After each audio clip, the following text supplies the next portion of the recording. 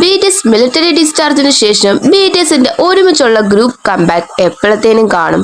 എല്ലാവരും കൺഫ്യൂസ്ഡ് ആയിട്ടുള്ള ഒരു കാര്യമാണിത്.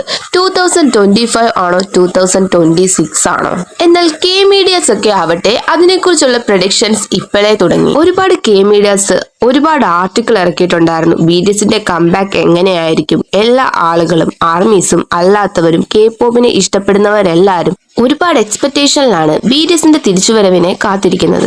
K-പോപ്പ് ഇൻഡസ്ട്രീസ് ഒക്കെ പ്രെഡിക്റ്റ് ചെയ്യുന്നത് BTSന്റെ ഒരു ന്യൂ ആൽബം എന്ന് പറയുന്നത് റിലീസ് ആവാൻ കൂടുതലായിട്ട് ചാൻസ് ഉള്ളത് 2025ന്റെ അവസാനമോ അല്ലെങ്കിൽ 2026ന്റെ തുടക്കത്തിലോ ആയിരിക്കുമെന്നാണ്. BTSന്റെ മിലിറ്ററി എൻലിസ്റ്റ്മെന്റിന് ശേഷമുള്ള ശക്തമായ തിരിച്ചുവരവിന് ഇത്രയും ടൈം എന്തായാലും ആവശ്യമാണ്. K-പോപ്പ് ഒബ്സർവേഴ്സ് BTSന്റെ കംബാക്കിനെ കുറിച്ച് വിലയിരുത്തുമ്പോൾ അവർ തന്നെ പറയുന്നത് BTSന്റെ ഓരോ കംബാക്കിനും ആളുകൾ ഒരുപാട് വെയിറ്റ് ചെയ്യുന്നുണ്ട്.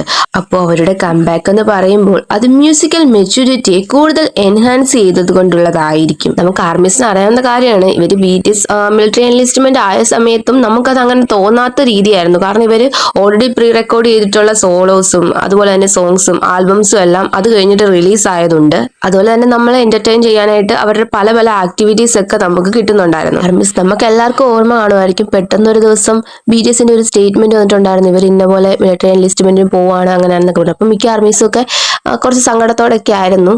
പക്ഷെ ആ ഒരു ഫീല് നമുക്ക് കിട്ടില്ല. കാരണം അതിനിടയിൽ ഒരുപാട് ആക്ടിവിറ്റീസ് ഉണ്ടായിരുന്നു. അവർ ഒരുപാട് ഹാർഡ് വർക്ക് ചെയ്തിട്ടാണ് അവർ ആ മിലിറ്ററിയിലോട്ട് പോയത് തന്നെ. ഇപ്പൊ ഇതാ BTS തിരിച്ചു വരാനായിട്ട് ഒരു മന്ത്സ് പോലും തികച്ചില്ല. എത്ര പെട്ടെന്നാണ് വർഷമൊക്കെ പോകുന്നത്. അപ്പോൾ BTSന്റെ കംബാക്ക് എന്ന് പറയുമ്പോൾ എല്ലാവരും ഹൈ എക്സ്പെക്ടേഷനിൽ ഇരിക്കുന്നതിന്റെ കാരണം എന്താണെന്ന് വെച്ചാൽ ഈ ഒരു വർഷങ്ങളിലെല്ലാം ഇവർ സോളോ കരിയർ ആണ് ഫോക്കസ് ചെയ്തത്. അപ്പോൾ ഇവർ ഒരുമിച്ചുള്ള കംബാക്ക് എന്ന് പറയുമ്പോൾ അവരുടെ എല്ലാ ഒരു കോൺട്രിബ്യൂഷൻസും എല്ലാം വെച്ചിട്ട് അതൊരു പവർഫുൾ ആയിരിക്കും. ഈ ഒരു കോൺഫിഡൻസ് ഒക്കെ വെച്ചിട്ട് തന്നെയാണ് കെ മീഡിയാസ് ഒക്കെ ഇപ്പോഴേ ഒരുപാട് പ്രഡിക്ഷൻസ് നടത്തുന്നത്. എന്തായാലും കെ മീഡിയാസിന്റെ ഒക്കെ പ്രഡിക്ഷൻസ് ഇതുപോലെ നടന്നുകൊണ്ടേയിരിക്കും. അവരെന്തായാലും പ്രഡിക്റ്റ് ചെയ്തുകൊണ്ടിരിക്കട്ടെ.